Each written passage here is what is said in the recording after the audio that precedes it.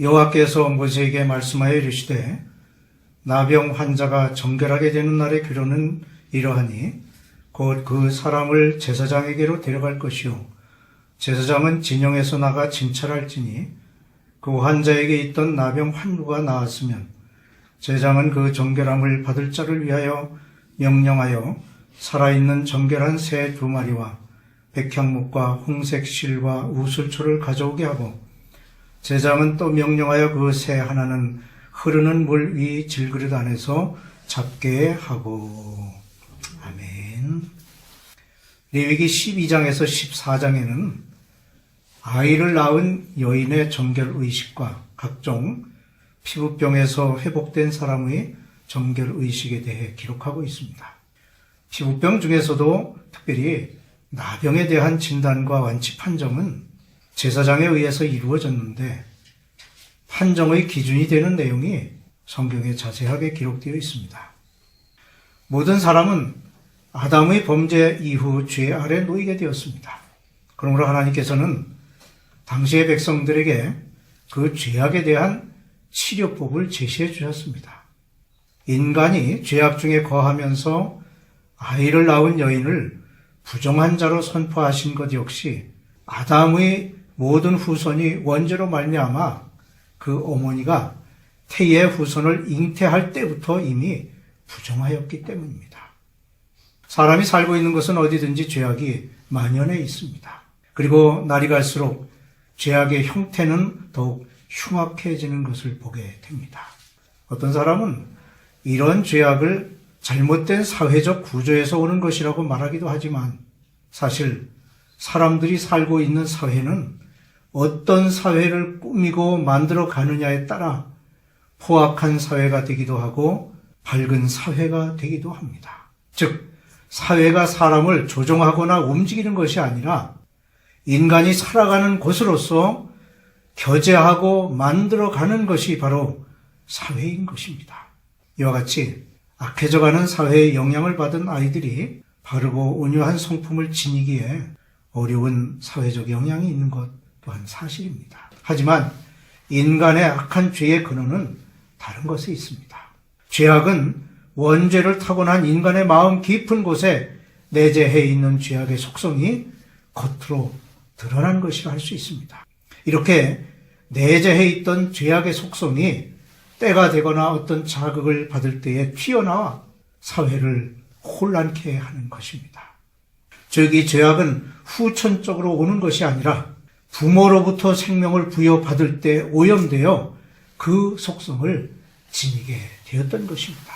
그러므로 이스라엘 자손들이 그랬던 것처럼 우리 또한 부정하고 죄악된 성품을 그리스도의 십자가에 못 박아버리고 새로운 피조물로 하나님이 원하시는 선하고 온유한 성품으로 변하여 어두운 사회를 변화시켜 나가야 할 것입니다. 부모의 죄가 아이들에게 유전된다는 것은 참으로 이해하기 어려운 문제입니다.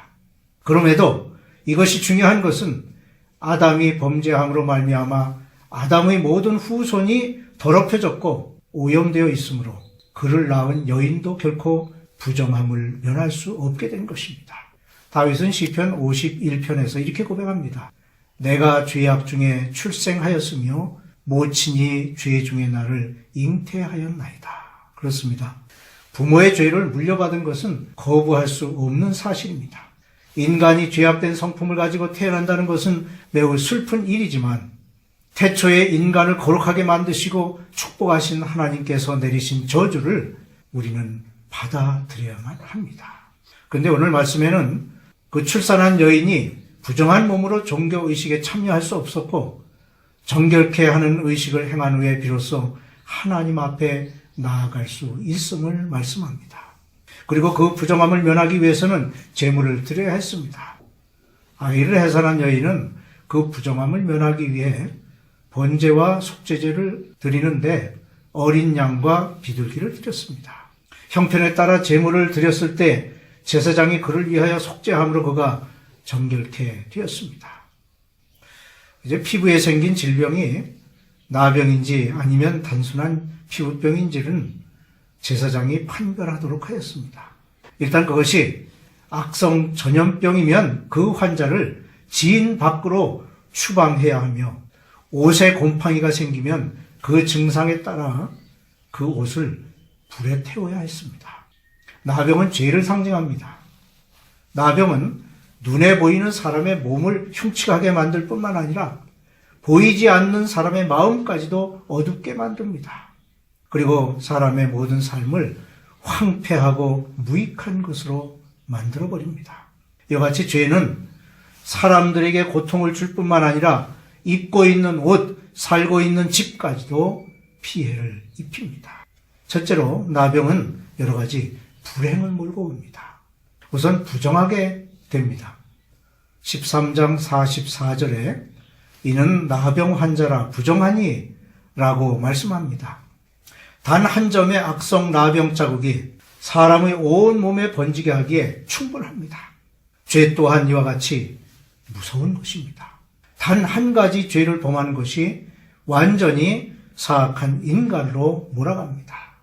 갈라디아서 3장 10절에는 누구든지 율법책에 기록된 대로 모든 일을 항상 행하지 아니하는 자는 저주 아래에 있는 자라고 말씀하고 있습니다.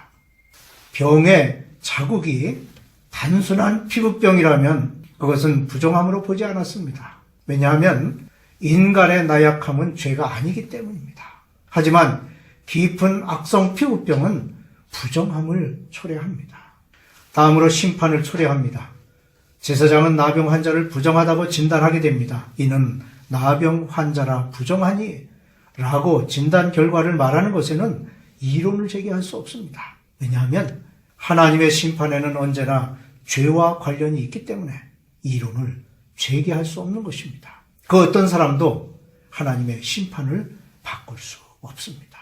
그 다음으로 쫓겨나는 결과를 초래합니다. 13장 46절에서 병이 있는 날 동안은 늘 부정할 것이라 그가 부정한 즉 혼자 살되 진영 밖에서 살지니라고 말씀하고 있는데 진영 밖이 의미하는 것은 하나님과의 교제가 끊어진 것을 의미합니다. 나병 환자가 나병을 몸에 지니고 있는 동안에는 결코 하나님과 또는 그의 백성과 가까이 할 수 없었습니다. 마찬가지로 마음이 청결한 자만 하나님을 볼 수가 있습니다.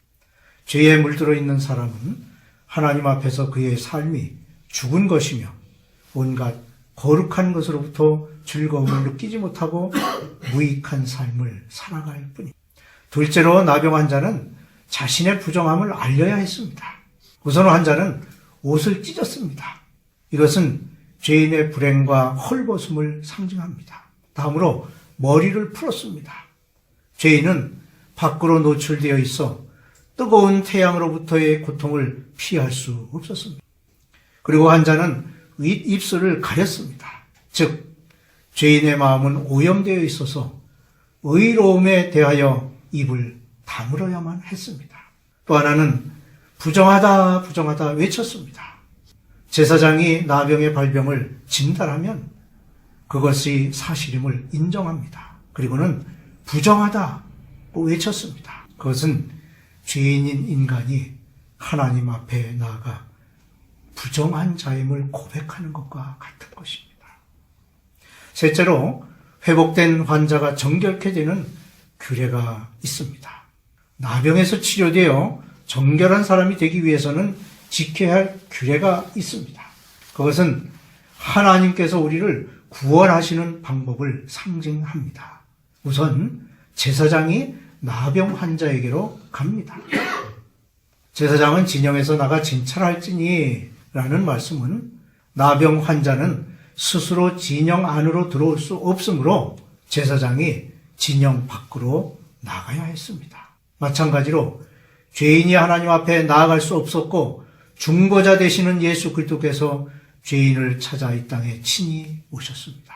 그 목자는 잃어버린 양을 찾기 위해 찾아내기까지 애쓰시는 분이십니다. 다음으로 여호와께 제물을 드렸습니다. 오늘 본문에서 제사장은 그 정결함을 받을 자를 위하여 명령하여 살아있는 정결한 새 2마리를 가져오게 하고 제사장은 또 명령하여 그 새 하나는 흐르는 물 위 질그릇 안에서 잡게 하고 다른 새는 산채로 가져다가 백향목과 홍색 실과 우슬초와 함께 가져다가 흐르는 물 위에서 잡은 새의 피를 찍어 그 살아있는 새는 들에 놓을지며 라고 말씀하신 대로 제사장은 제물을 바쳤습니다. 두 마리 새 중에서 죽은 새는 예수님의 죽음을 상징합니다. 그리고 피를 찍어 날려보낸 새는 부활하셔서 하늘로 승천하신 그 승천을 이야기합니다. 제물을 드림과 함께 회복되는 환자에게 피를 뿌립니다. 피를 뿌린다는 것은 하나님께서 예수 그리스도의 죽음을 우리의 제물로 삼아주셨음을 상징합니다. 즉 우리의 죄를 예수 그리스도께서 대신 지심으로 우리에게 의롭다 하심을 얻도록 하신 것입니다. 제사장은 회복된 환자에게 정하다고 선언합니다. 예수 그리스도를 믿는 사람을 의롭다 할 수 있는 분은 오직 한 분 하나님뿐이십니다. 정하다는 판정을 받은 그는 이제 정결하게 되었으므로 진영으로 돌아올 수 있게 되는 것입니다. 오늘 말씀을 줄입니다. 구약의 제사장은 악성 피부병 환자를 직접 대면하면서 진찰해야만 했습니다. 이런 일은 하나님으로부터 소명받았다는 확신과 하나님께서 보호해 주실 것을 믿는 믿음, 그리고 환자에 대한 사랑의 마음이 없으면 할 수 없는 일입니다. 마치 코로나19가 발생하여 의사, 간호사들의 헌신적인 의료 활동이 있었는데 자신의 생명까지도 위협받는 상황에서 사명감과 희생적인 마음이 없이는 할 수 없는 일이었던 것 같은 마찬가지입니다. 신약의 성도는 모두 제사장입니다. 그러므로 죄에서 정결하게 된 성도에게 주어진 직분에는 소명감과 하나님께 대한 신뢰, 그리고 사랑으로 타인을 위해 봉사하는 마음이 필요한 것입니다.